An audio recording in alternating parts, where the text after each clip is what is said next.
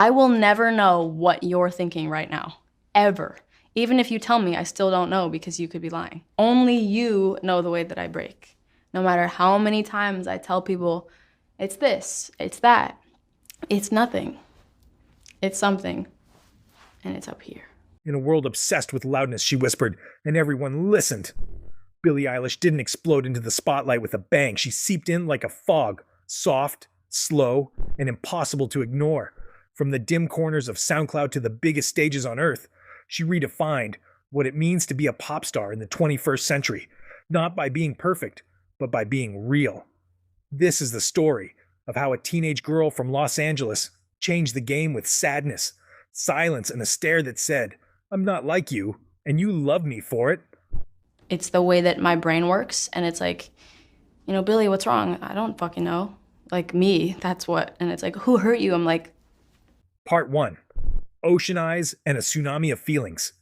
In 2016, at just 14 years old, Billie released Ocean Eyes, a song about heartbreak, danger, and vulnerability. A song that sounded nothing like what was on the radio. Her voice was soft, barely more than a whisper, and yet it roared louder than anything else. Psychologically, this did something rare. It activated mirror neurons in the listener's brain. Billie wasn't just singing about emotion, she was making us feel it. Listeners weren't just hearing a song, they were absorbing a state of mind. That's emotional transference, and Billie is a master of it. Same time, the entire internet was telling me I didn't deserve it. So it was a weird week. It was very, it was weird, but who got the Grammys? Me. Part 2. Vulnerability is a superpower. Most celebrities build walls. Billie broke them down. Through interviews, lyrics, and raw visuals, she turned pain into performance art. Lyrics like, I don't want to be you anymore. I had a dream, I got everything I wanted, but not what you'd think. These weren't just poetic, they were confessional. And confessions trigger trust. Psychologists call this self-disclosure. When someone shares their struggles, it invites empathy and connection. And when that someone is Billie, it turns them into a mirror. A generation struggling with identity, depression, and social media toxicity found solace in her sadness. Not because she promised hope, but because she never lied about the darkness. What does that even mean? What does that mean? Everyone is gonna die and no one is gonna remember you, so fuck it. What this bitch said. That's my full philosophy. Part 3. The language of sad girl aesthetic. Oversized hoodies, unbrushed hair, baggy silhouettes that swallowed her whole. Billie wasn't hiding, she was protesting. She rejected the male gaze by removing her body from the conversation entirely. That's not just fashion, that's feminism. Clothing, in psychology, is a form of identity signaling. What Billie signaled was, I'm not here to please you. I'm here to survive myself. In a pop industry built on perfection, her disheveled image felt revolutionary. It was unfiltered, unfeminine, unapologetic. And her fans, especially young girls, they saw themselves in her silhouette. As many people can try to help me and, talk to me and whatever, but it's like it doesn't change anything. The only person that can change the way that I feel is me, and that's not gonna happen. Part 4. The whisper strategy. Why quiet beats loud. Billie doesn't belt. She breathes. She doesn't demand attention. She invites it. That's called low arousal communication. When someone whispers, we instinctively lean in. We feel closer. We engage more deeply. Combine that with minimalist production, eerie silence between beats, and emotionally loaded lyrics, and you have a sensory cocktail that gets under the skin. Her music isn't made to be heard. It's made to haunt. I don't feel comfortable telling you why I feel like that. I just feel like if I say it out loud, it's the same with people. I feel like when I was younger, if I liked a boy or whatever, I wouldn't tell anybody, because if I told them, then it would make it true, and then something would have to go wrong. That's just how it's been always. So it's if I say hey, I really need help. I'm not okay.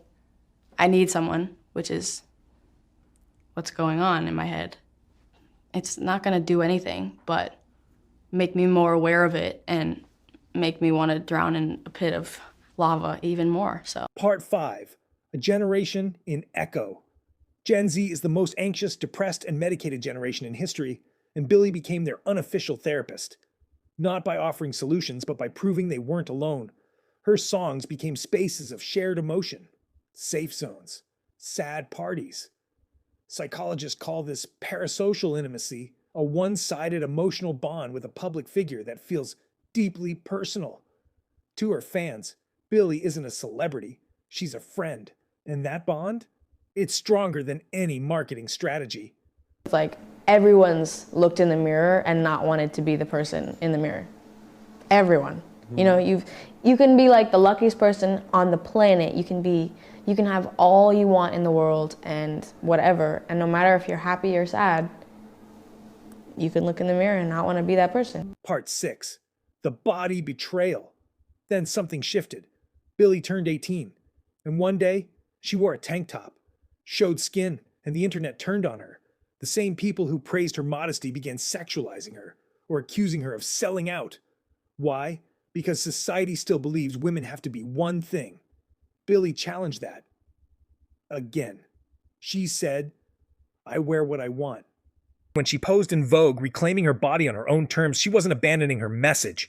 She was evolving it. Sadness is a form of control, but so is sensuality.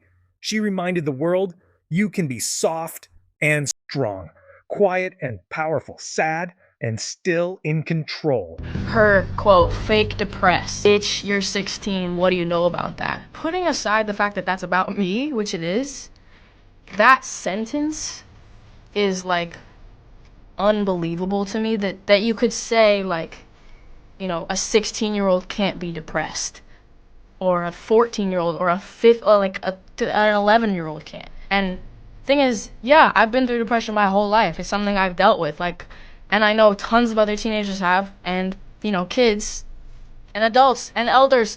Everybody has their own emotions and their own problems. Fake depressed is never something you should ever say about anyone ever. Part 7. The Eilish Effect. Billie Eilish is more than an artist, the whispering witch of pop. She carved a space for emotional honesty in a plastic world. And her legacy will outlive the charts. Because Billie Eilish didn't just sing about darkness, she danced in it, and somehow made it beautiful. The power of being real. Billie taught us that sadness isn't shameful, that silence can speak louder than sound, that not fitting in can be a superpower. She taught us that being broken doesn't mean you're finished, it means you're real. And in a world where everything is fake, being real is the most powerful thing you can be. What advice should I give to someone worried about their future? Who cares? And I don't mean I don't care. I just mean I'm gonna die one day, nothing will matter.